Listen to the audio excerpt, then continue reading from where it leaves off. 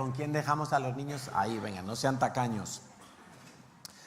Bueno, yo creo que el verano, aparte de para campamentos, es un buen tiempo para seguir con nuestro reto de orar 1 hora diaria. 1 hora porque en el verano se supone que tenemos algo más de tiempo disponible, pero no basta solo con que hayamos predicado sobre orar. Es necesaria la predicación, es necesaria la enseñanza, pero también es necesario el entrenamiento, ¿sí? Por eso algunos confunden y creen que la gran comisión que nos encargó el Señor Jesús es solamente ir y predicar las buenas nuevas, evangelizar por todo lugar. No, Señor. En Mateo capítulo 28, versículo 19, el Señor Jesús dijo: id y haced, ¿qué? ¿Qué dijo? Discípulos. O sea, no dijo id y hacer oyentes. Id y hacer una campaña evangelística en la calle. Id y hacer un anuncio para ponerlo en el autobús de la ciudad. No. Dijo id y haced discípulos. Tú sabes que estás en la iglesia para convertirte en un discípulo del Señor. No solamente en un oyente de la Biblia o en un lector de la Biblia. Y entonces, para hacer un discípulo se necesita un entrenamiento. Para hacer un discípulo se necesita formación, pero se necesita también práctica, entrenamiento, ¿verdad? ¿De qué serviría si nosotros estudiamos, leemos y tenemos conocimiento, pero no tenemos práctica? Nos quedamos a medias, nos quedamos desequilibrados. Entonces, para que entendamos esto, yo voy a pedir un favor. A ver, ¿a quién buscamos por aquí? Alan me sirve. Venga, que Alan me sirve. Ven para acá, por favor, Alan. Alan es un buen ejemplo. Entonces, Alan se va a subir aquí y va a poner aquí su pie. Entonces, Alan lleva cordones, ¿no? Desátate el cordón, por favor. Alan es un buen alumno en cuanto a el atado de cordones.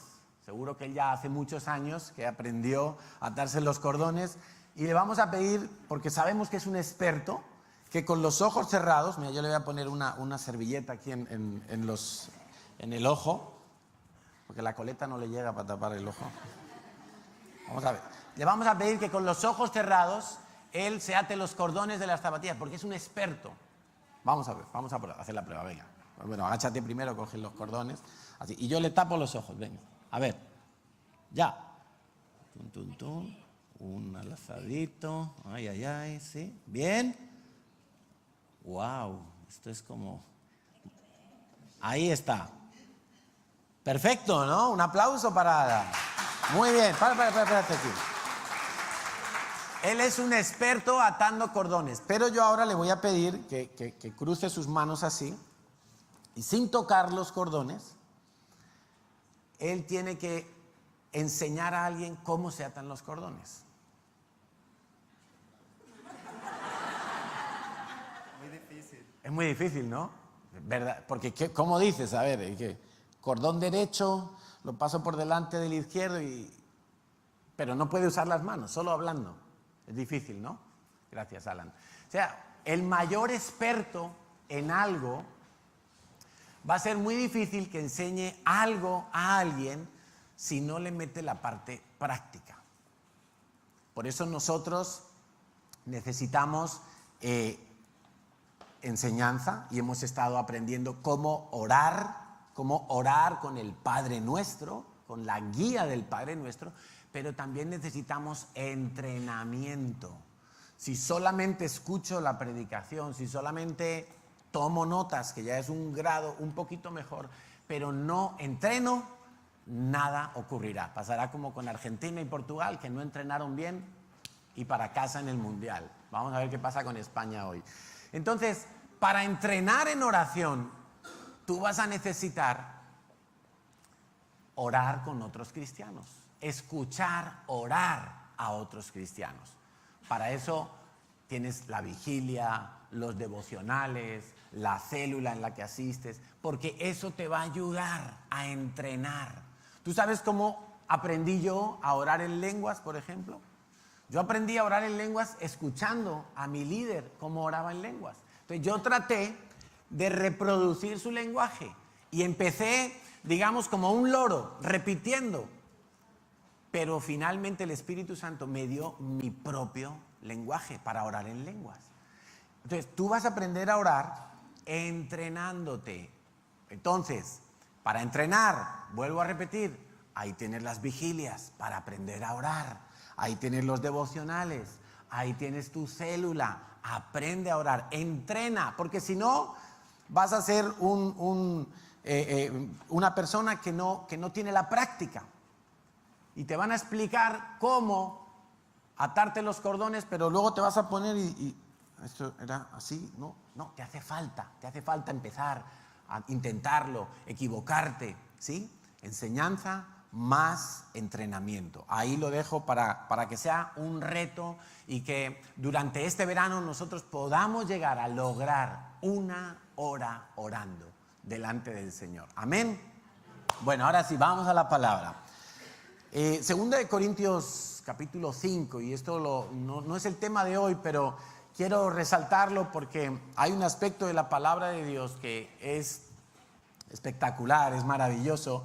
Y es el aspecto en el que la palabra de Dios nos ayuda a reconciliarnos con Dios. Dice en 2 de Corintios 5, 19, pues Dios estaba en Cristo reconciliando al mundo consigo mismo, no tomando más en cuenta el pecado de la gente, y nos dio a nosotros este maravilloso mensaje de reconciliación. 20.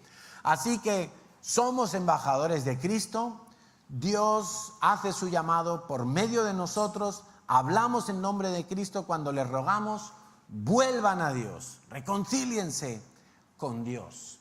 Pero Pablo, que está hablando aquí a la iglesia de Corinto, ¿verdad? No está hablando a la gente no creyente. Es una carta para la iglesia, para los que ya se les presupone que se han reconciliado con Dios, siendo Dios el que ha limpiado su pecado, y entonces ellos pueden estar en intimidad, en comunión con Dios. Pero ahí vemos que había algunos cristianos que necesitaban volver a reconciliarse con Dios. Algo había pasado en sus vidas, quizás se habían alejado, dudado, desconfiado de Dios, cuestionado a Dios, ofendido a Dios, y necesitaban volver a reconciliarse con Dios. ¿Qué es reconciliarse? Es volver a reunirme, volver a reasociarme, volver a rejuntarme. Eso es reconciliarse. Cuando tú le has fallado a alguien, tú te sientes lejos de esa persona, ¿verdad? Y sientes como que tienes que hacer algo para reconciliar la relación, quizá pedir perdón, quizá iniciar una conversación, coger el teléfono y hacer una llamada, algo hay que hacer. Bueno, la palabra de Dios muchas veces va a servir al no creyente para reconciliarse en paz con Dios, en salvación con Dios, pero al creyente también para volver a sincronizarse con Dios. Y muchas veces cuando nosotros venimos a la palabra vamos a experimentar eso mismo, que Dios nos habla justo en la necesidad que teníamos para estar de nuevo bien con el Señor. Entonces hoy vamos a hablar, el título de la predicación de hoy es 5 ayudas para no rendirme. 5 ayudas para no rendirme nunca. ¿Sí? Para los que toman notas, 5 ayudas para no rendirme nunca. Y lo primero que yo reflexionaba es que para cada excusa que pueda venir a mi mente y a mi corazón, o que alguien me pueda dar para desistir de buscar a Dios, yo siempre voy a poder encontrar en la palabra de Dios una excusa que contrarreste ese pensamiento. Por ejemplo, si alguna vez has dicho algo así como, es que veo que a los no cristianos les va bien. Entonces uno empieza como a pensar ahí, uy, ¿qué pasa? Porque los no cristianos pecan y hacen todo lo que les da la gana y viven la vida loca, pero yo veo que les va bien. No sé si alguna vez lo has pensado, o quizá aquí todos somos tan bien pensados que nunca hemos pensado eso, pero hubo un sacerdote de Dios en la Biblia que pensó cosas semejantes a esas, el sumo sacerdote Asaf.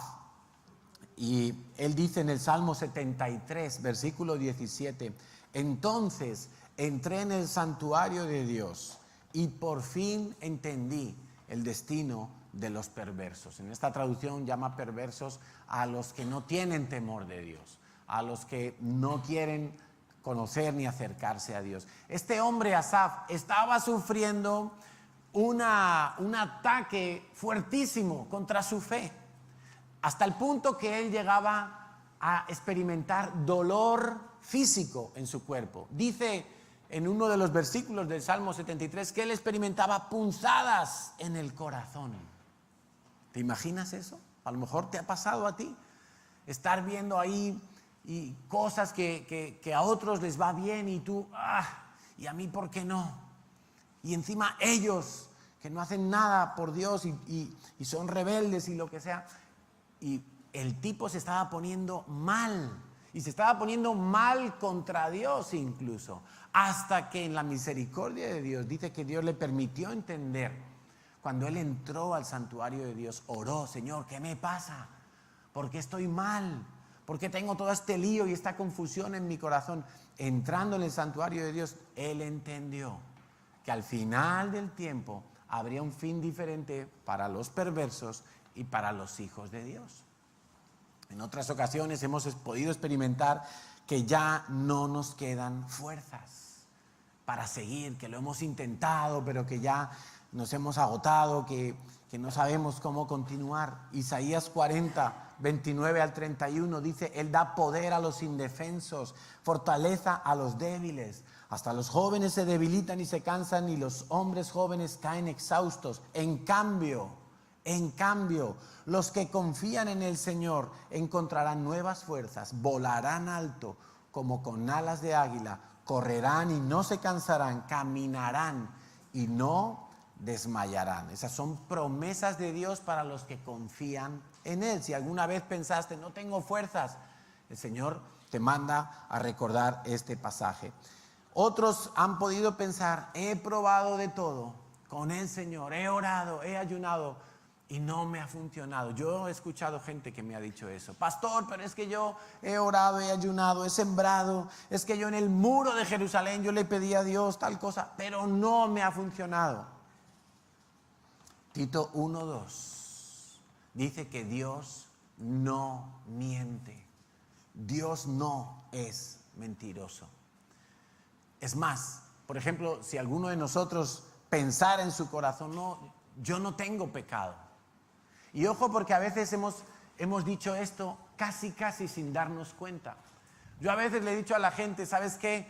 La raíz de todos los males es el amor al dinero. No lo digo yo, lo dice la Biblia. 1 Timoteo 6:10, lo dice la Biblia. Raíz de todos los males es el amor al dinero. Tú tienes un mal en tu vida, solo uno. No, es que yo tengo un mal. Mi mal es mi suegra. Bueno, tú tienes un mal. Un mal. La raíz de todos los males es el amor al dinero. Y cuando yo le digo a la gente, tú tienes la raíz de todos los males, el amor al dinero. Y me dicen, no. Yo con el dinero no tengo problema. Cuando me dicen eso, están diciendo, Dios, eres mentiroso. Tú escribiste la Biblia, Dios, inspiraste a unos hombres a escribir la Biblia y te olvidaste de decir que todos menos yo tienen un problema con el dinero. Muchas veces nosotros decimos cosas como esas, yo no tengo problema, yo no he hecho nada mal, es que yo ya he hecho todo lo que dice la Biblia. Ojo cuando decimos esas cosas, porque Dios no miente. Si a ti no te ha funcionado, o algo no has hecho, o algo has hecho mal. ¿Por qué? Porque Tito 1:2 que dice, Dios no miente. Nunca. Dios no miente. Otros dicen, me pasan demasiadas cosas. Ya no puedo más, ya no lo soporto. Juan 16:33. Dice Jesús a los discípulos: les he dicho todo lo anterior, pero tú tienes que leer qué es todo lo anterior. Yo te lo resumo. Problemas por todas partes. Todo lo anterior a lo que se refiere Jesús es que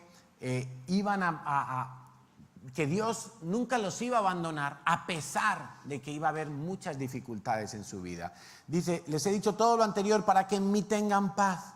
Aquí en el mundo tendrán muchas pruebas y tristezas. La Reina Valera dice: tendréis aflicción, pero anímense, porque yo he vencido al mundo. Eso lo dice el Señor Jesús.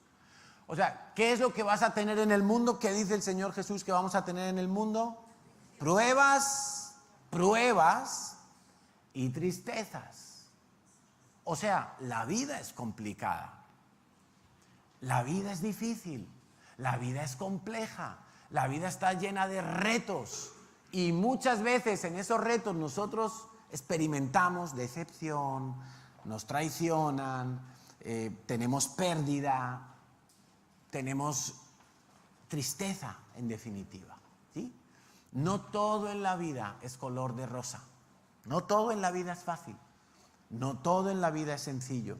El Señor Jesús, especialmente aquellos que estamos dispuestos y que le hemos dicho al Señor: yo quiero ser tu discípulo, yo quiero seguirte, Jesús, yo quiero hacer las cosas bien, especialmente a esos, el Señor les dice: en el mundo vais a tener pruebas y tristezas, vais a tener aflicciones, pero, ojo, este no es el final del cuento, confiad, dice el Señor, anímense, porque Jesús ha vencido al mundo. Todo lo que el mundo pueda generar en tu contra, anímate, porque Jesús ha vencido al mundo. O sea que si alguna vez pensaste: yo he probado, me ha pasado de todo, Señor, es que son problemas por todas partes, es que en mi familia hay problemas, en mi salud tengo problemas, en mi economía tengo problemas, es que mis hijos, es que mi esposa, es que mi... Si tantos problemas tienes, es el momento de recordar la promesa del Señor. En el mundo tendréis pruebas, tendréis tristezas, tendréis aflicción, pero anímate, confía en el Señor. Él ha vencido. Por eso te empecé diciendo que para cada excusa que tú puedas encontrar para revolverte contra Dios, vas a encontrar más de una excusa para seguir permaneciendo en el Señor.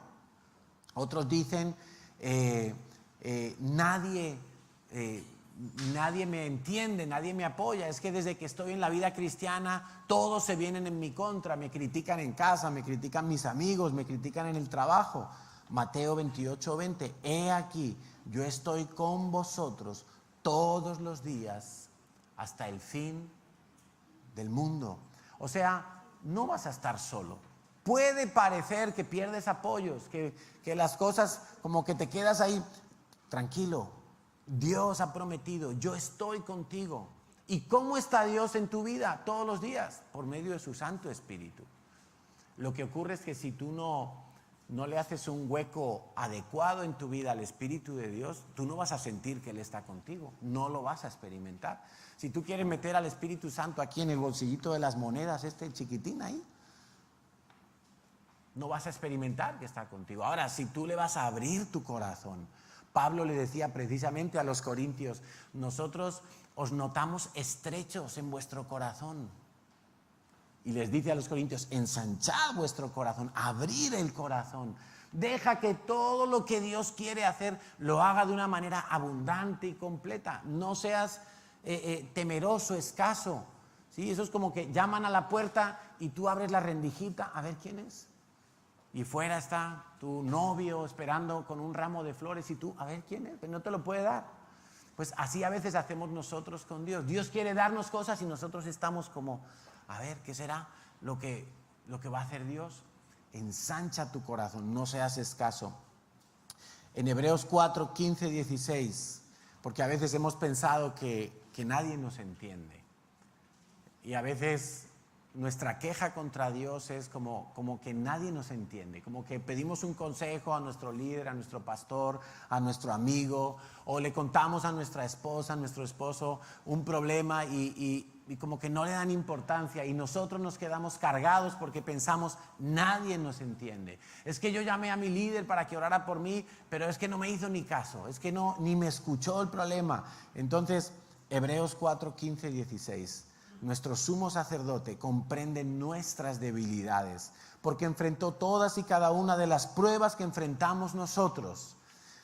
Sin embargo, Él nunca pecó. Así que acerquémonos con toda confianza al trono de la gracia de nuestro Dios. Allí recibiremos su misericordia y encontraremos la gracia que nos ayudará cuando más la necesitamos. La gracia que nos ayudará en cada oportunidad, en cada situación, en cada momento.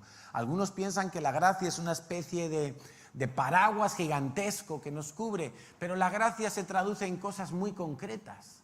La gracia se traduce en que tú vas a una entrevista de trabajo, por ejemplo, y Dios te da la gracia de caerle bien al entrevistador.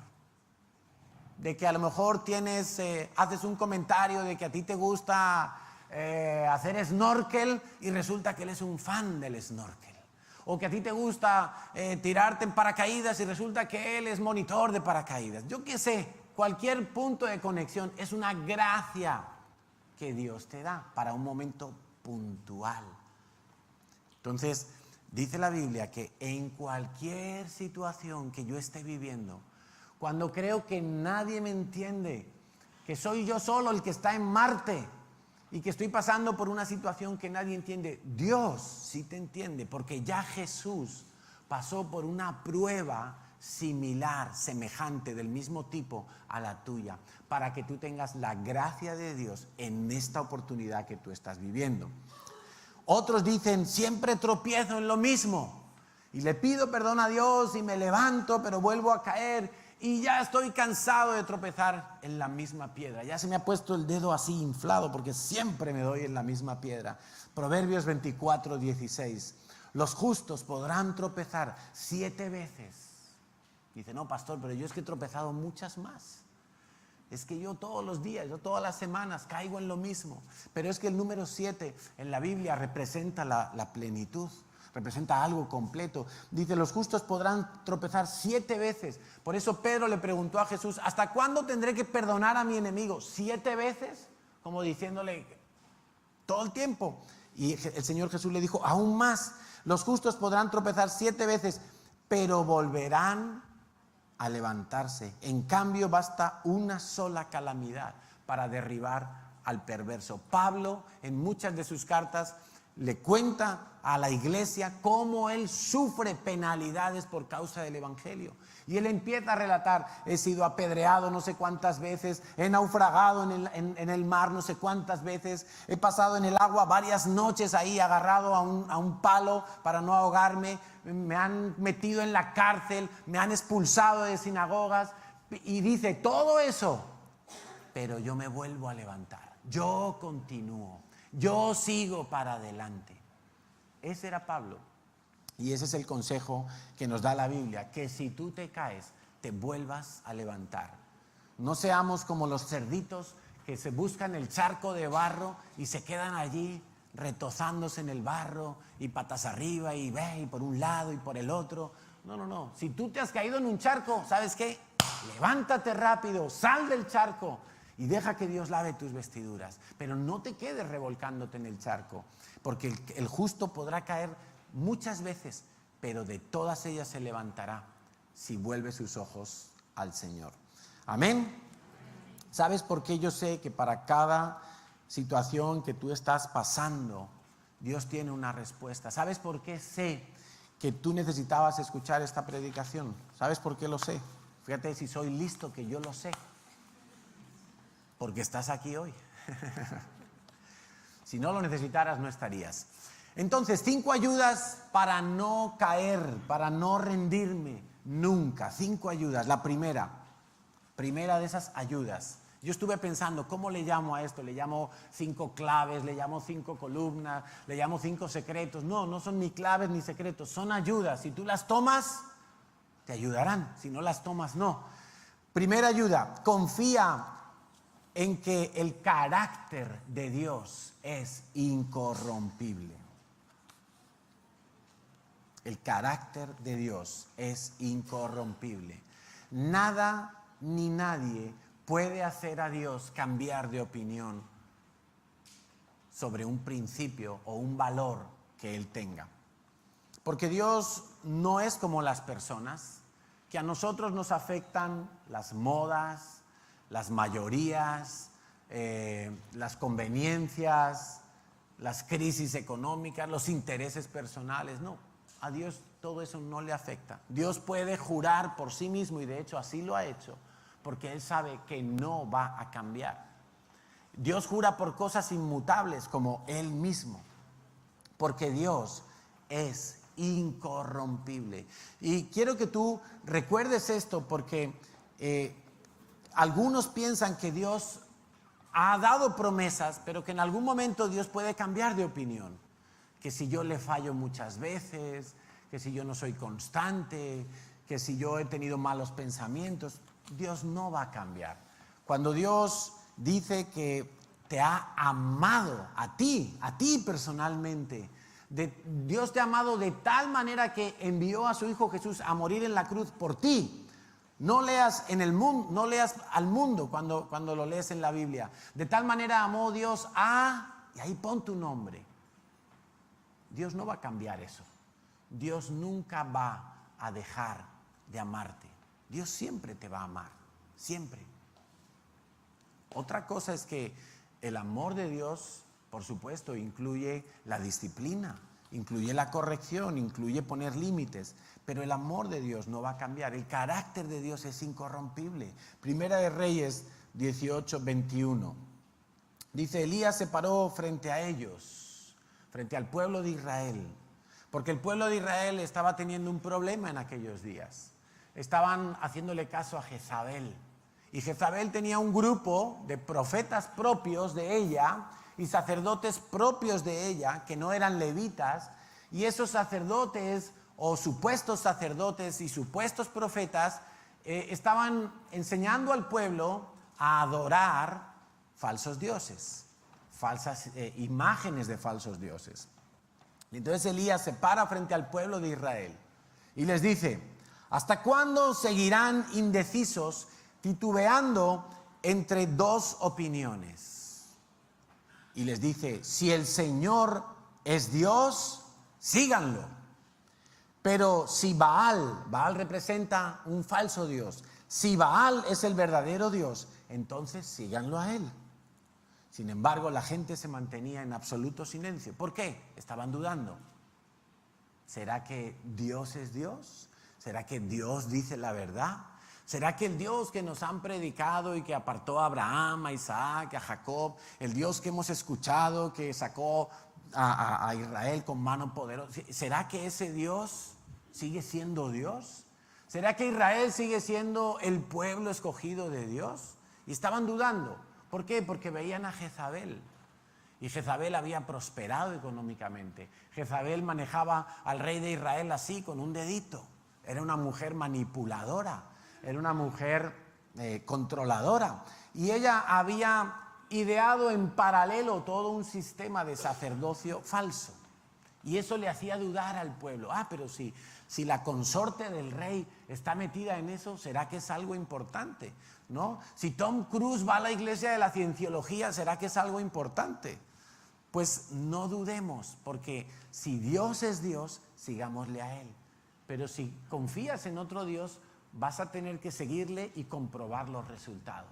Entonces Elías le dice al pueblo de Israel: no duden más, confía solamente en Dios. Ahí fue cuando se produjo el reto del fuego que descendió del cielo y consumió a todos los profetas de Jezabel y murieron en el acto. Entonces todo el pueblo dijo: esto sí que es tremendo, Dios es Dios y Baal es una mentira. En Hebreos 6, 13 al 19 nos dice lo siguiente: por ejemplo, estaba la promesa que Dios le hizo a Abraham. Como no existía nadie superior por quien jurar, Dios juró por su propio nombre, diciendo: ciertamente te bendeciré y multiplicaré tu descendencia hasta que sea incontable. Entonces Abraham esperó con paciencia y recibió lo que Dios le había prometido. Ahora bien, cuando las personas hacen un juramento, invocan a alguien superior a ellas para cumplirlo, ¿verdad? Te juro por mi madre. ¿Sí? Te juro por mi abuelita, alguien superior a nosotros. Dice, pero para cumplirlo. Y no cabe ninguna duda de que ese juramento conlleva una obligación. Dios también se comprometió mediante un juramento para que los que recibieran la promesa pudieran estar, subraya tu Biblia, totalmente seguros de que Él jamás cambiaría de parecer. Jamás Dios cambia su parecer. Así que Dios ha hecho ambas cosas, la promesa y el juramento. Estas dos cosas no pueden cambiar porque es imposible que Dios mienta. Por tanto, los que hemos acudido a Dios en busca de refugio, podemos estar bien confiados, aferrándonos a esta esperanza que está delante de nosotros. Versículo 19. Esta esperanza es un ancla firme, confiable para el alma. Nos conduce a través de la cortina al santuario interior de Dios. Confía en Dios y nunca te rendirás y nunca caerás. Confía en Dios y siempre Él te va a sustentar. Es lo que le estaba diciendo Elías, es lo que estaba diciendo Pablo a los hebreos. Confía en Dios, porque Dios no falla nunca. Aunque Dios llegue en el último segundo, como cuando Abraham tenía que sacrificar a su hijo, y en el último segundo Dios le dice, quieto, no hace falta, pero Dios no falla. A veces nuestro problema es la impaciencia, por eso aquí nos aclara que Abraham necesitó de paciencia para heredar la promesa del hijo que tenía que nacerle a su esposa. A veces fallamos en el último minuto, a veces fallamos en el último suspiro.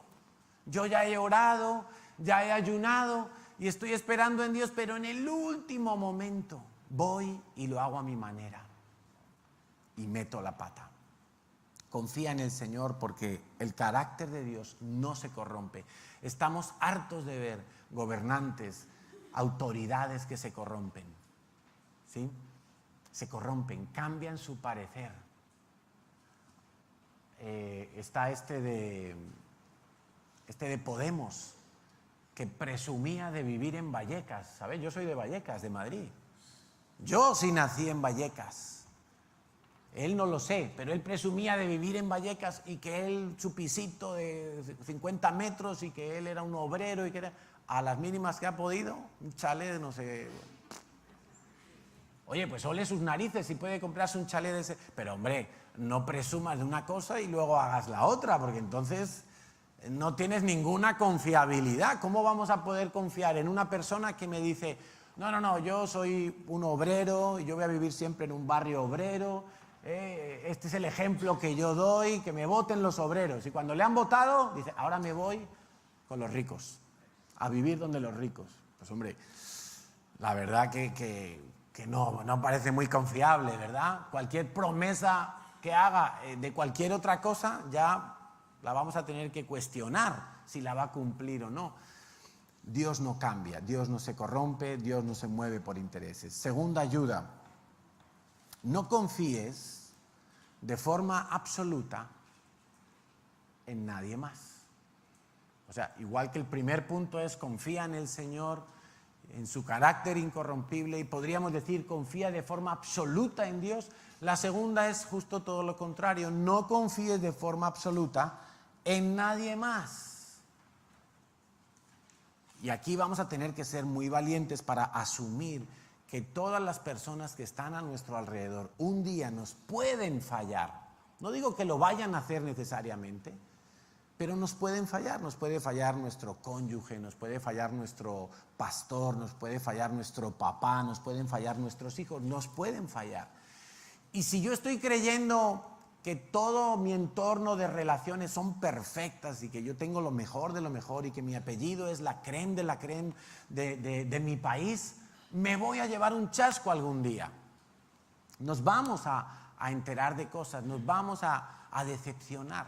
Yo conocí una persona que toda la vida decía, es que mi papá, mi papá, y resulta que el papá tenía doble familia. Y todos se vinieron a dar cuenta ya cuando había nietos y todo. y descubrieron que el papá, que era un hombre intachable, impecable, supuestamente, resulta que tenía otra familia por allá y con hijos y todo, y la mantenía. Y eso fue una gran decepción.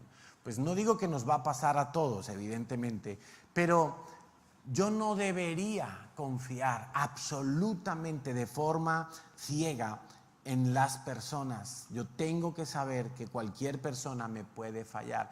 ¿Qué ocurre si yo confío ciegamente en alguien? Es que yo voy a exigir o voy a esperar que esa persona va a ser la que siempre me esté supliendo y solucionando mis problemas. Y precisamente eso es un error, porque yo puedo estar haciendo un ídolo de esa persona. Yo puedo estar cometiendo el error de hacer un ídolo de mi marido, de mi mujer. Y mirad que yo amo a mi mujer del 1 al 10, yo la amo hasta el 11, a Natalia. Y confío en ella. Yo le dejo a Natalia, mira, toma mi móvil, ella puede mirar mis chats, ella sabe la clave de mi tarjeta, ella puede mirar mi correo electrónico, ella puede hacer todo lo que... Yo confío en ella, pero yo sé que de forma absoluta solo puedo confiar en Dios. Y yo sé que para algunas cosas Dios me ha provisto una esposa para ayudar a suplir algunas necesidades, pero no puedo confiar al mismo nivel que confiaría en Dios, porque si no, tarde o temprano me voy a decepcionar. O de los que están aquí casados me van a decir que alguna vez no se han decepcionado con su cónyuge. Ahí no levantan la mano, cobardes, porque les han dicho en casa, cuando el pastor pregunte eso, no levante la mano. Pues yo sí, y estoy seguro que Natalia también, más de una vez, se ha decepcionado conmigo, porque hice cosas que ella no esperaba, o dije cosas que ella no imaginaba que yo iba a decir. Entonces, para no decepcionarnos, asumamos que las personas en algún momento nos van a fallar. No hagas ídolos, como decíamos antes, ¿no? Y consideremos, por ejemplo, Jesús fue traicionado por Judas. Pero Judas, claro, cuando hablamos de Judas siempre pensamos que Judas era un tipo, era malo, malo, malo. No, Judas fue un discípulo del Señor. Caminó con el Señor durante 3 años. Hizo milagros. Él fue enviado por Jesús. Judas, ve y predica. Y liberaban a la gente y sanaban enfermos. Imagínate, ese era Judas. Y se montaba en la barca con el Señor. Y iba de un lado para otro. Y dejó todo por seguir a Jesús. Ese era Judas. Judas no era un tipo tan perverso como a veces nos imaginamos. No era la oveja negra que desde el primer día todos sabían que ese era malo. No. Nadie sabía que era malo. O quizá Jesús sí lo sabía, pero era necesario que hubiera, como dice la Biblia, un hijo de perdición. Pero desde luego los otros discípulos nunca sospecharon nada malo de Judas. Es más, se le confió la bolsa del dinero, de los donativos que recibía Jesús y de las ofrendas que recibía Jesús, él las administraba. O sea, Judas no era un tipo que de entrada tú dirías, uy, yo a este no confío en él. Uy, este tiene una pinta como que no. No, es que esos tatuajes que lleva, es que esa forma de hablar, es que ese barrio de donde procede, no, para nada. Él era un tipo bien y caminó con el Señor y caminó bien con el Señor durante 3 años. En algún momento es verdad que se empezó a torcer, pero Jesús fue traicionado por un discípulo que comió con él, viajó con él, durmió con él, aprendió con él. Fue traicionado por un discípulo cercano. David, el rey, fue traicionado por un hijo, por Absalón. Traicionado por su propio hijo. Qué dolor tan grande, ¿no? Pero la Biblia nos permite saber estas cosas para que entendamos que estas cosas pueden pasar. El hombre traicionó a Dios. Adán y Eva traicionaron la confianza de Dios, estando en el Edén, estando en unas condiciones, y esto es como lo del mundial, ¿no? El VAR, estando en unas condiciones perfectas, donde todo era favorable, donde había alimento, donde había buen clima, donde no había enemigos, donde no había nada que pudiera entorpecerlos. En esas condiciones ellos se dejaron engañar y traicionaron a Dios. Nos puede pasar a nosotros. Tercera ayuda: conoce y confía en el nombre del Señor. La Biblia habla muchas veces acerca del nombre del Señor, que no hay otro nombre dado a los hombres, que en el nombre del Señor toda rodilla se doblará. O sea, el nombre del Señor no solamente es conocer que hay un Dios, sino conocer el nombre del Señor. Cuando Moisés tuvo la revelación de Dios y Dios le dijo: tú me vas a ser el que saque a este pueblo de la esclavitud de Egipto, Moisés le dijo: bueno, ¿y quién le digo yo a los israelitas que eres tú? ¿Cómo te llamas? Porque si les digo Dios, imagínate, en Egipto había miles de dioses. Tenían un Dios para cada cosa, para cada día de la semana, para cada estación del año. Había 1000 dioses. Egipto era una cultura politeísta. Y Moisés le dice a Dios: bueno, ¿cómo te llamas? Cuando me pregunten mis hermanos israelitas, ¿cómo les digo que te llamas? ¿Y qué dice Dios? Diles que yo soy el gran yo soy. Yo soy, qué nombre tan raro, ¿verdad? O sea, ¿cómo te llamas? Yo soy. Eso es como el anuncio que dice el de la tarjeta, ¿no? Que tienes tal necesidad, la Visa, que tienes tal, la Visa. Bueno, o Mastercard, no sé cuál es. Bueno, es que precisamente eso era lo que estaba diciendo Dios. Yo soy. Entonces Moisés se va para hablar con el faraón y dice: ¿y cómo le voy a hablar si yo no tengo facilidad de palabra? Yo soy el que te hace hablar. Y Señor, ¿y de qué me voy a alimentar en el desierto? Yo soy el que te va a dar maná. Señor, ¿y cómo me defenderás de mis enemigos? Yo soy el que te va a defender de tus enemigos. Señor, y cuando no tenga fuerzas, yo soy el que te va a dar fuerzas. Yo soy es el que te va a dar todo lo que tú necesitas en cada circunstancia de la vida. Yo soy. ¿Qué necesitas? Y Dios te dice: yo soy el que suple tu necesidad. ¿Qué necesitas? ¿Necesitas un abogado? ¿Necesitas más dinero? ¿Necesitas salud? ¿Necesitas aclarar las ideas? ¿Qué necesitas? ¿Qué necesitas? Dios te dice: yo soy lo que tú necesitas. Por medio de mí tú vas a recibir lo que necesitas. Yo soy. Por eso el yo soy debe seguir con tu necesidad. Y por eso Dios nos habla, y lo hemos visto, no lo voy a detallar hoy, pero sí lo voy a citar, los nombres de Dios. Los nombres de Dios nos muestran cómo Dios viene a suplir todas nuestras necesidades. Por ejemplo, uno de los nombres de Dios es Sidkenu, mi justicia. Otro es Makades, el que me santifica. Y estos nombres de Dios me hablan de cómo Dios me da victoria sobre el pecado y sobre el poder del pecado. La Biblia dice que Jesús ha derrotado a la muerte y ha derrotado al pecado. Jesús cumplió toda la ley, porque por medio de la ley es que Satanás quería sacar provecho en nuestras vidas. Imagínate cómo es el diablo. La Biblia dice que tenemos un enemigo que es el diablo y es muy astuto. Sabiendo Satanás que nosotros no podemos cumplir la ley, cuando un hombre incumplía la ley, ahí venía Satanás a acusarlo. Ahí estaba listo el diablo.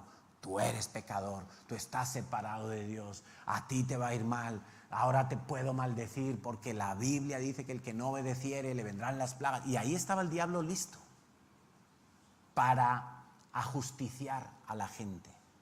Pero no gratuitamente, no porque a él le diera la gana, sino porque la persona había pecado y eso abría la puerta. Entonces, esos nombres de Dios, el que me justifica, el que me santifica, me hablan de cómo Dios me da la victoria para vencer el pecado, para mi fracaso. Yo soy el que subsana, el que arregla, el que justifica tus errores, el que enmienda el problema. Otro nombre de Dios es Yahweh Salom, mi paz, o Yahweh Samá, la presencia de Dios, el que está allí siempre.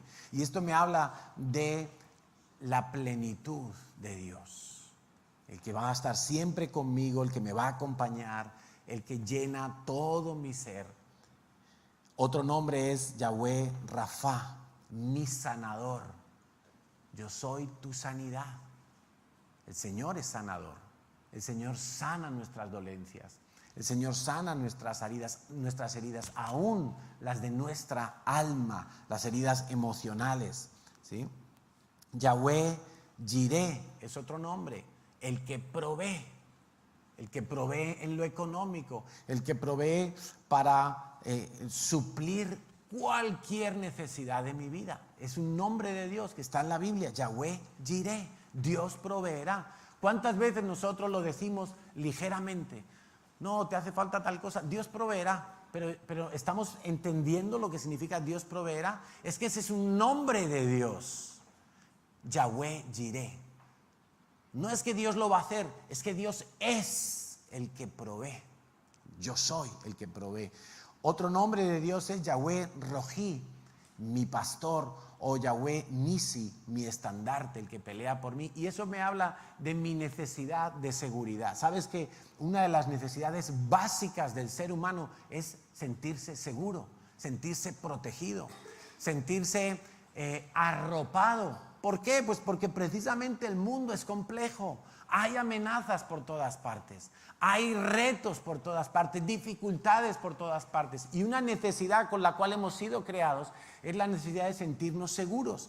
Es la necesidad que tenemos desde que somos niños pequeños. Nuestros hijos tienen necesidad de sentirse seguros.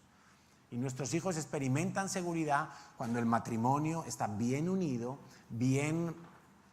cuando se respetan el hombre y la mujer, se aman, cuando tú le abrazas, cuando él tiene un problema en el colegio y tú le acompañas a ver qué ha pasado, no le dejas que él se busque las vueltas él solo. Eso le da seguridad. Dios sabe que nosotros necesitamos seguridad. Por eso Él se hace llamar Rojí, mi pastor. Él me guiará por sendas de justicia. Él, aunque ande en valle de sombra de muerte, Él me sacará y me meterá en la eternidad, en la tierra prometida. Y Él es Yahweh Nisi, el que pelea por mí. Papá, es que hoy uno de cuarto se metió conmigo y tú vas a primero. Y claro, el de cuarto es así de alto y tú eres así, pero ahí va tu papá. Tú como vuelvas a tocar a mi hijo, te parto la cara. ¿Sí o no? Y entonces el niño va al colegio, ya no me tocas, ya no me tocas.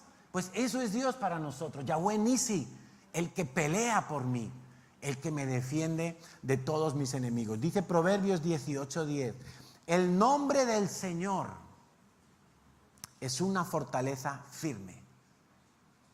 Los justos correrán a Él y quedan a salvo. Qué promesa tan hermosa del Señor. Dice, en la Reina Valera dice, torre fuerte es el nombre de Yahweh. A Él correrá el justo y levantado será. Me encanta. Había una canción muy antigua que decía justamente eso. Cuarta ayuda. Responde adecuadamente a las promesas de Dios. Responde adecuadamente a las promesas de Dios. Segunda de Pedro, capítulo 1, versículo 3 y 4, dice así: mediante su divino poder, Dios nos ha dado todo lo que necesitamos para llevar una vida de rectitud. Ojo, porque estos son promesas de Dios. Dios te ha dado, por su poder, Dios te ha dado todo lo que tú necesitas para llevar una vida que le agrade a Él. Todo esto lo recibimos al llegar a conocer a aquel que nos llamó por medio de su maravillosa gloria y excelencia. Versículo 4. Y debido a su gloria y excelencia nos ha dado grandes y preciosas promesas. Estas promesas hacen posible que ustedes participen de la naturaleza divina y escapen de la corrupción del mundo causada por los deseos humanos. Di conmigo, grandes y preciosas promesas. Grandes y preciosas promesas son las que Dios nos ha dado. La Biblia está llena de promesas, llena de principio a fin. Ahora, la pregunta es, ¿Cómo tratas tú con esas promesas de Dios? ¿Qué haces tú con las promesas de Dios? ¿Cuál es tu proceder? ¿Conoces las promesas de Dios? ¿Cómo las manejas? Yo creo que un buen consejo, llegados a este punto, es que debemos leer más la Biblia. Porque si no conozco las promesas, ¿cómo voy a echar mano de ellas? ¿Cómo voy a saber cuáles son las riquezas de Dios? ¿Cómo voy a saber cuáles son las oportunidades que Dios me da? Segunda de Pedro, un momento. Sí, seguimos leyendo en el versículo 5. En vista de todo esto, esfuércese al máximo por responder a las promesas de Dios, complementando su fe con una abundante provisión de excelencia moral. Y quiero que vayas anotando todos estos ingredientes. La Reina Valera dice, añadid a vuestra fe virtud. Bueno, vamos a ir traduciendo esto. Fe más excelencia moral. A la excelencia moral, conocimiento. Al conocimiento, control propio o dominio propio. Al dominio propio, perseverancia o paciencia. Escríbelo como quieras. A la perseverancia, sumisión a Dios, temor de Dios, piedad, llámale. A la sumisión, afecto fraternal, relaciones que me ayuden y me edifiquen. Y al afecto fraternal, amor ágape, el amor puro de Dios. Cuanto más crezcan con todos estos ingredientes en la ensalada, ¿sí?, más productivos y útiles serán en el conocimiento de nuestro Señor Jesús. Pero los que no llegan a desarrollarse con todo esto son cortos de vista o ciegos y olvidan que fueron limpiados de sus pecados pasados. Así que, amados hermanos, esfuércense por comprobar si realmente forman parte de los que Dios ha llamado y elegido. Hagan estas cosas y nunca caerán. Hagan estas cosas, o sea, añade a tu fe excelencia moral, a la excelencia moral conocimiento, al conocimiento dominio propio, al dominio propio perseverancia. Añade todas estas cosas. Dice, y nunca caerás. Oye, que a lo mejor tropiezas y estás ahí, pum, pum, pum, pero te levantas. No es caer y me quedo ahí. Oye, ¿y fulano? No, fulano hace 3 meses que no viene a la iglesia. ¿Y qué le habrá pasado? Pues cayó y no se levantó. Cayó y no se levantó. Quizá está deprimido, quizá está con culpa, quizá está enredado en un pecado. Está ahí como el cerdito en el barro, ahí en el charco, revolcándose en el barro. No se levantó. Segunda de Corintios 1:20. Las promesas de Dios son en Cristo Jesús, sí, y en Cristo Jesús, amén, por medio de nosotros para la gloria de Dios. Quinta ayuda, la última. Esta me gusta mucho porque es práctica. Pon la mente en el final de las cosas de Dios, en lo que Dios ha dicho que va a ser el final de las cosas. Mira al final del proceso. Para eso, tú tienes que entender que tu vida y todo lo que tú estás viviendo es un proceso, no es un evento. El problema de muchos es que viven con expectativas de eventos. ¿Qué es un evento? Un evento es un hecho puntual. Tú dices, me compraré una casa y entonces seré feliz. Me voy a casar y entonces voy a ser feliz. Voy a tener un hijo y entonces ya no me faltará nada. ¿Sí? Es como esos dichos que hay por ahí que circulan en las redes sociales que dicen, no, pues tú tienes que plantar un árbol, escribir un libro y, no sé, y te dicen como varias cosas que tienes que hacer para que tu vida sea completa. Pero son eventos. No, señor. La vida se compone de procesos y tú tienes que entender que todo en esta vida es un proceso, no es un evento. Cuando tú vives por eventos, llegas a un evento y te das cuenta que eso no era todo. A mí me pasó en el trabajo secular, en la empresa de informática donde trabajaba. Yo fui logrando diferentes hitos en mi carrera profesional como informático, pero yo pensaba, cuando llegue a tal punto, wow, eso va a ser el colmo de los colmos, va a ser súper. Pero yo llegaba allí y yo decía, ¿y ya? ¿Y ahora qué? Pues ahora queda otro y más alto. Ah, bueno, pues vamos a por otro. Y llegabas allí y decías, bueno, ¿y ahora qué? Vale, ya me han dado un despacho en la empresa, pero ¿y qué? Y llegó un momento que el trabajo, mi función profesional, yo me di cuenta que nunca me iba a satisfacer por completo. Nunca me iba a llenar por completo. Porque yo estaba viviendo en función de eventos, no en función de procesos. Yo no entendía que mi etapa en esa empresa de informática era un proceso de preparación para otras cosas en la vida. Entonces yo estaba en función de evento. Algunos ejemplos te quiero poner para que entiendas. Por ejemplo, perdonar. Perdonar no es un evento. Perdonar es un proceso. Algunos dicen, no, pero yo ya perdoné a mi exmarido o a mi exmujer que se fue con otro. Lo perdonaste un día, ¿por qué? Porque hiciste una oración y dijiste, yo perdono. Es que yo ya hice el curso de la sanidad, pastor, pero yo todavía no me sano, me duele el corazón, me duele el alma, odio a mi exmarido. Es que no has entendido que el perdón es un proceso, no es un hecho puntual, es un proceso. Tú perdonas hoy, pero mañana cuando te levantes tienes que renovar tus pensamientos, vas a pasar por experiencias contradictorias, por pruebas, vas a tener deseos de venganza, vas a tener deseos de revivir el resentimiento. Por eso el perdón es un proceso. Pero pastor, ¿y entonces hasta cuándo?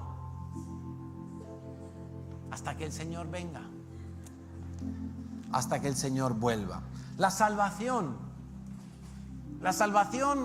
empieza en un momento puntual en tu vida. El día que tú recibes a Cristo en tu corazón, el día que tú eres consciente de tu pecado. Pero yo he contado muchas veces mi testimonio. Yo nací de nuevo en un día en el que yo no era consciente de lo que estaba ocurriendo en mi vida. Yo no fui consciente de todo mi pecado. A mí simplemente me dijeron, prueba con Dios. Y yo dije, bueno, pues si no hay que hacer nada más, yo pruebo. Porque yo sí reconocí una cosa, una sola cosa reconocí yo. Ni siquiera reconocí que era un pecador empedernido. Ni siquiera eso. Lo que yo reconocí es que yo estaba insatisfecho con mi vida. Eso sí lo reconocí. Pero eso lo usó Dios para comenzar a trabajar conmigo. Para comenzar a mostrarme que con Él yo iba a quedar plenamente satisfecho. Y más adelante Dios me mostró que yo era un pecador, muy pecador, y que necesitaba arrepentirme de todos y cada uno de mis pecados. Por eso yo digo también que la salvación es un proceso, porque Dios comienza a trabajar con nosotros mucho antes de lo que nosotros somos conscientes, mucho antes. Y aún después de que ya estamos escritos en el libro de la vida y que hemos pasado a formar parte de la familia de Dios, ahí sigue el proceso. Ahí sigue el proceso de conversión, de santificación, etcétera, etcétera, etcétera. Filipenses 2:12 dice, esfuércense por demostrar los resultados de su salvación, obedeciendo a Dios con profunda reverencia y temor. ¿Cómo cuesta obedecer, verdad? No, pero yo ya he recibido a Cristo. Ahora solo te falta obedecer.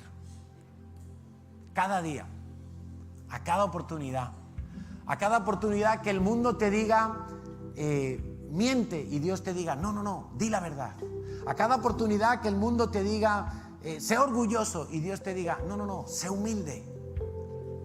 Cada minuto de tu vida vas a tener que demostrar que tú eres salvo, que tú has sido regenerado, que tú has pasado de muerte a vida, que ahora hay otra naturaleza dentro de ti. Por eso yo digo que la salvación también tiene un aspecto que es un proceso. El crecimiento espiritual es un proceso. Por eso se llama crecimiento. Tú no naces ya siendo un gigante en la fe. Tu fe se va desarrollando, tu carácter se va madurando. El fruto es un proceso. O es que llega la época del fruto y aparece la manzana, ¡pop! Ahí como un globito, explotó. No, de la misma manera en nuestra vida el fruto es un proceso.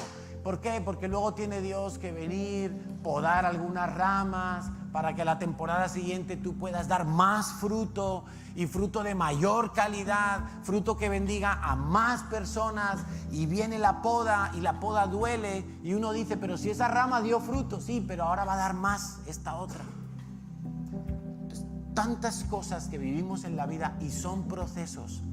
Yo lo que te invito es a que tú entiendas que tú estás viviendo un proceso y que a lo mejor hoy en día tú dices, no me va todo bien, todavía tengo muchas cosas que resolver en mi vida, que arreglar en mi vida, pero estás en un proceso, estás en un proceso.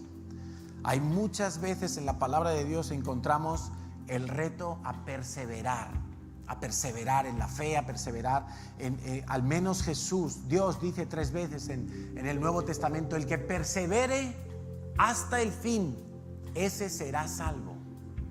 Imagínate qué importante es perseverar. En el Salmo 119, versículo 33, dice, enséñame tus decretos, oh Señor, los cumpliré hasta el fin.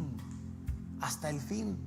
Primera de Corintios 1:8, Él los mantendrá firmes hasta el final para que estén libres de toda culpa el día que nuestro Señor Jesucristo vuelva.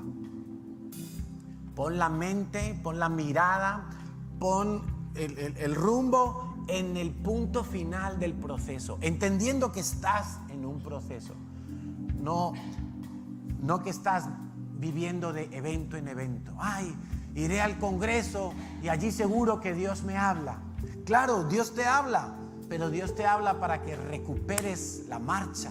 Dios te habla para que continúes, no para que te vuelvas a detener hasta que haya otro evento. El cristiano no puede vivir de evento en evento, porque al final se frustra en alguno de esos, se pierde y ya no vuelve y queda plano el encefalograma, muerto, ya no hay señal, se alejó. ¿Oramos? Porque el deseo de Dios es que tú no caigas, es que tú no te rindas, es que tú puedas experimentar que vas de gloria en gloria, siempre triunfando por medio de Cristo Jesús. Ese es el deseo de Dios, que tú experimentes que eres más que vencedor, más que vencedor. Padre, por eso esta mañana nos alegramos de poder estar en tu presencia, de poder recibir tu palabra, de poder entender, Señor, que tú eres el que nos levanta, que tú eres esa torre fuerte a la que podemos acudir en cualquier momento de nuestra vida y tú nos levantarás, que tú tienes la provisión para cada una de nuestras necesidades. Así lo prometes en tu palabra, que en Cristo Jesús, Señor, tú vas a suplir conforme a tus riquezas en gloria todo lo que nosotros necesitamos. Señor, a veces necesitamos comprender a otras personas, a veces necesitamos perdonar, a veces necesitamos sobreponernos de algún golpe en la vida. Señor, tú tienes lo que yo necesito. Por eso quiero poner mis ojos en ti. Quiero poner mi mirada en el cielo, en las cosas de arriba, en lo eterno, no en lo temporal, no en lo transitorio. Quiero aprender, Señor, que estoy en un proceso y a veces me puede parecer que las cosas van despacio, que las cosas van lentas, pero Señor, lo que quiero asegurarme es que continuamente sigan yendo para adelante. Tú me has prometido vencer. Tú me has prometido, Padre, que tú eres el gran yo soy para mi vida. Y yo te invito a que hoy pongas el nombre de Dios con tu necesidad. Que tú le digas, Señor, mi necesidad es esta, mi necesidad es ver mi hogar reconstruido, mi necesidad es no dudar de tu palabra. Mi necesidad es confiar totalmente en ti. Señor, tú eres el que me da lo que necesito. Ayúdame. Hubo un hombre en la Biblia que dijo: Señor, ayuda a mi incredulidad. Si es tu caso, dile hoy a Dios: ayuda a mi incredulidad, Señor. Ayúdame. Ayúdame porque yo quiero creer. Yo quiero confiar en ti 100% en cada momento de mi vida, en cada situación. Porque sé que tú eres fiel. Porque sé que tú eres bueno. Porque no hay otro Dios como tú. Porque tú nunca mientes. Porque tú no te corrompes, Señor. Porque tus promesas en Cristo Jesús son sí y amén. Mi confianza está solo en ti. Mi confianza está solo en ti. Mi confianza está solo en ti. Solo en ti, mi Salvador. Vamos a decírselo. Solo en ti mi confianza está. Solo en ti mi confianza está. Solo en ti.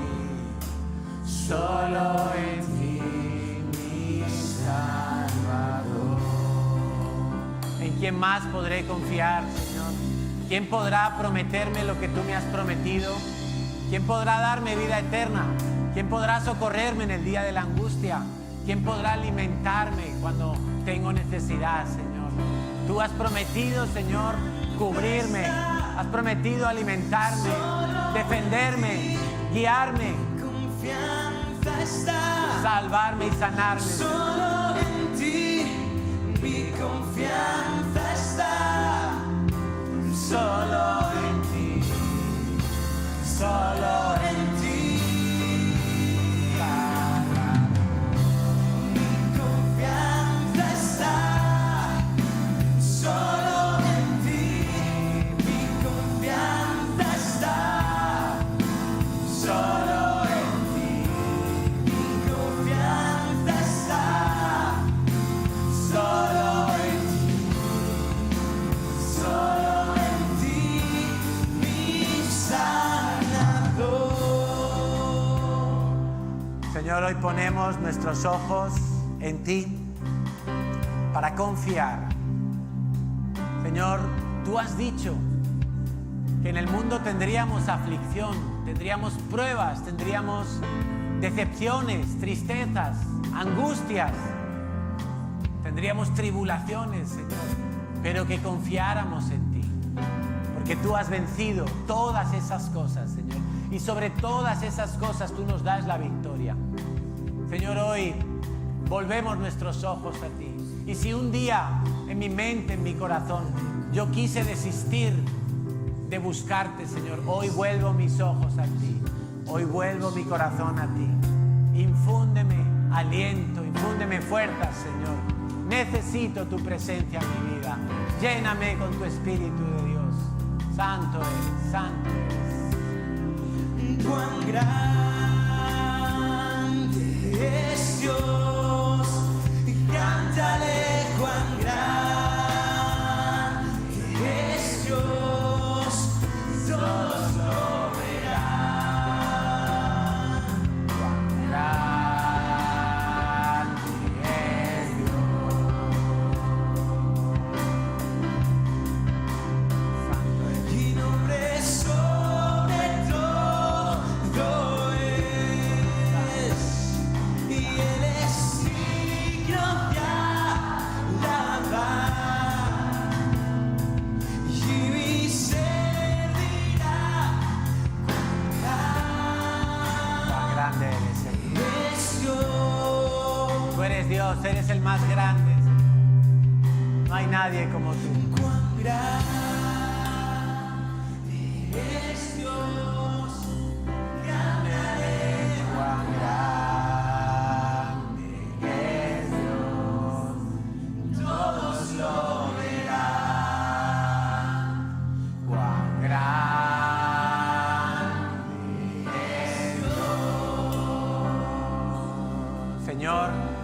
queremos terminar esta mañana pidiéndote sabiduría, porque así dice tu palabra, que si alguno tiene falta de sabiduría, que la pida a Dios.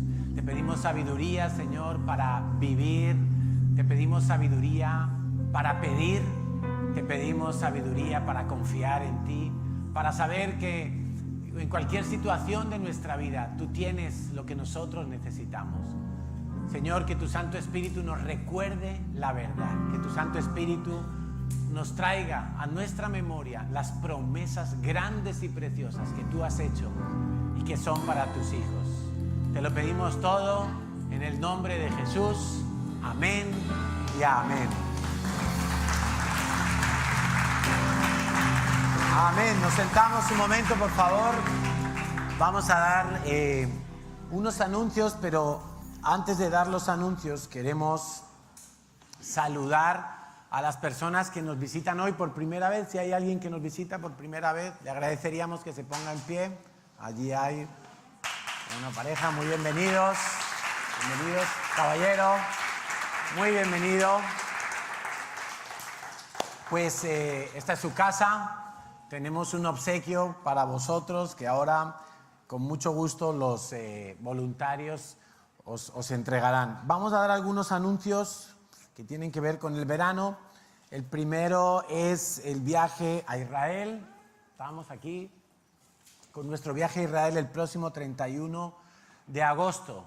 Estamos en el acelerón final porque ya prácticamente nos queda este mes para terminar de confirmar plazas, el mes de julio. Por lo tanto, vamos a ser diligentes, vamos a movernos en fe, vamos a ser valientes y arriesgados, porque yo digo una cosa, y es que muchas veces hemos sido muy locos para hacer muchas cosas, ¿verdad? Que no tenían nada que ver con Dios. Y nos hemos arriesgado para hacer negocios, para hacer cosas que las hacíamos en nuestras fuerzas. ¿Cuánto más para el Señor nosotros podemos arriesgar, podemos creer que Dios nos va a respaldar? Así es que habla con tu empresa, pide tu permiso, consíguete el dinero y vámonos para Israel, porque hay bendiciones, hay promesas, hay promesas. Si no escuchasteis el programa de este miércoles de Nuevos Comienzos, ahí quedó grabado en el Facebook de Nuevos Comienzos, porque Quique nos habló muy bien sobre las promesas que hay para los que vamos a Israel a bendecir a Israel. Hay promesas grandes y preciosas, como Dios ha dicho en su palabra. Tenemos más cosas, los campamentos de verano. Ya hoy se fueron los primeros niños y jóvenes al campamento, pero tenemos un campamento de líderes a final de julio. Para los líderes de célula tenemos vacaciones con propósito para las familias, la primera semana de agosto. Y tenemos jóvenes adultos, no sabemos muy bien qué es eso, pero es una especie en extinción. Tenemos la segunda convivencia de niños y jóvenes a finales de agosto. Tenemos todos esos campamentos en el redil. Tenemos también la visita el próximo domingo. Como Natalia y yo no vamos a estar porque nos vamos ahora mismo para el campamento, nos va a visitar Harvey, nuestro pastor de Madrid, Harvey Fajardo. ¿Os acordáis? ¿Sabéis quién es Harvey, no? El indígena, le digo yo. Bueno, lo digo en broma y con cariño, pero bueno, él es Harvey, uno de nuestros pastores de Madrid. Él va a venir, él va a estar compartiendo la predicación el próximo domingo. Así que me lo tratáis bien, por favor, y al final de la reunión me lo lleváis a comer a la maquinista. Muy bien. Y para terminar la reunión de hoy, pues vamos a hacer entrega de algunos diplomas. Así es que le voy a pedir a Natalia que venga aquí conmigo, por favor, para entregar los siguientes diplomas y hacernos la foto de rigor a David Fernández. ¿Dónde está? Ha hecho el curso de evangelismo, los pasos del maestro. Felicidades. Diego León, Natalia y Mayra. Natalia no está, ya está en el redil. Mayra también. Pues aquí entramos los diplomas familiares del curso de evangelismo. Enhorabuena. Muy bien. Marisol Argotti, Curso de evangelismo. Enhorabuena. Anderson, que se fue para el redil también. ¿Quién lo va a recoger en su lugar? A ver. ¿Quién? Venga, Benavides. Lo recoge en lugar de Anderson. Y terminaron su Conéctate, Elizabeth Cedeño, Janet Matos, van pasando, por favor. Mabel Vanegas, Janet, aquí, Elizabeth, Mabel, ¿dónde está Mabel? ¿Está Mabel o no? ¿No ha venido? Diana Marcela, muy bien. Belkis, vino Belkis, enhorabuena. ¿No vino Belkis? No. Constanza, que ha sido muy constante. Enhorabuena. Y Carmen Ararat, que está trabajando, ¿no, David? Pues el maridito, que para algo tiene que servir. Y Eliana Montoya, por fin lo terminó también.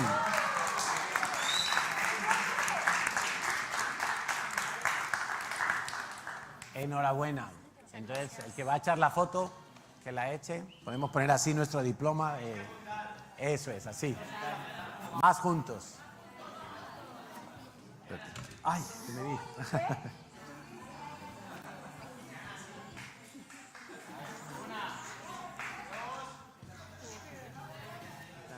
¿Ya? Que el Señor os bendiga. Nos vemos.